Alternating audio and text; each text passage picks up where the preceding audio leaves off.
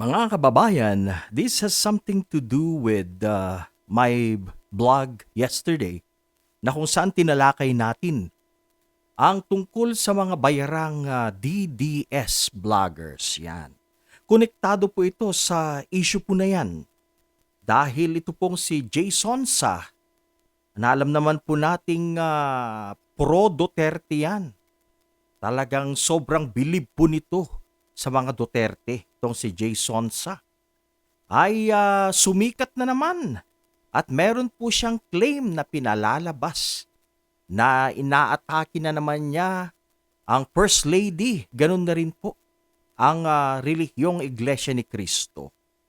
Kaya itong si Jason Sa po, malalagot po ito kung wala po siyang ebidensya sa kanyang mga pinagsasabi. Yan. Bago po ang lahat, shoutout po sa aking mga subscribers and followers. Marami pong salamat sa inyong patuloy na pagsubaybay at panunod sa aking mga videos. Ingat po kayo lagi. Ito pong si Jason Saya, isa po ito sa mga DDS vloggers na kamping-kampi kay Digong Duterte. Talagang sagad hanggang buto ang kanyang loyalty sa mga Duterte. Sobra po itong tao na to. At mayroon po siyang sinasabi. At ngayon na ito ay pinagpipiestahan po ng marami mga vloggers din at mga tao. Ito pong kanyang pinahayag. At sinabi niya at gusto ko pong sabihin, nabasa ko po ito sa kanyang personal account.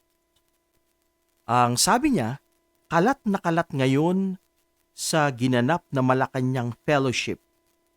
Ipinagyabang umano ni Mrs. Lisa Marcos sa mga bisitang congresspeople na kayang-kaya niyang bayaran ang Iglesia ni Cristo para huwag nang ituloy ang nakatakdang rally versus impeachment. Mga kababayan, so maliwanag na parang pinalalabas niya po dito na ang mga INC ay bayaran. Wala po siyang ebidensya. Pero yan po ang malinaw dyan sa kanya pong pagkakasabi. At the same time, pinatatamaan niya dito tong si First Lady Lisa Araneta na kayang-kaya daw pong kunin sa kinang ng salapi ang pamunuan ng Iglesia ni Cristo. Mga kababayan, ano po, kung wala pong sapat na ebidensya tong tao na to, mahirap po yung ganyan, magsasalita na wala ka namang pinanghahawakang ebidensya para sabihin yan. Marami na pong nakukulong dyan. Anyway, tong si Jason Sa, ayon po sa history, well, marami na po palang records ito. Dati ang pagkakilala ko po ito sa kanya ay isang magaling na journalist. Pero ngayon nakilala ko na ang tunay niyang kulay, hindi pala. Maka-Duterte pala itong tao na to. Kaya nawalan po tayo ng respeto dyan. Dahil he's been supporting the Dutertes. Mali po ang pamilyang kanyang pinaglalaban. Maling-mali. Yan. So, sa kanyang pahayag na yan, kung wala po siyang sapat na ebidensya to claim that, ay delikado po siya, nalalagay po siya sa alanganin, maaari po siyang balikan ng First Lady, ganun na rin po ang mga INC, pwede po siyang banatan dyan. Dahil lumalabas nga po ng tono ng kanyang pananalita na mga INC ay bayaran. Yan po ang lumalabas dyan, kaya delikado po itong si Jason Sa kay First Lady Marcos at ganun na rin sa mga membro po, lalo na po sa pamunuan ng INC. Kung wala po siyang concrete evidence, talagang delikadong-delikado siya dyan.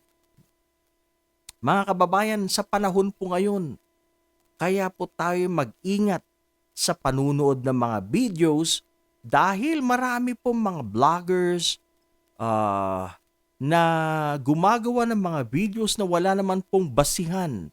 Wala naman pong ebidensya para po sabihin ang kanilang mga claims. Alam nyo, kaakibat po nito ang pagiging responsable sa pagpapahayag.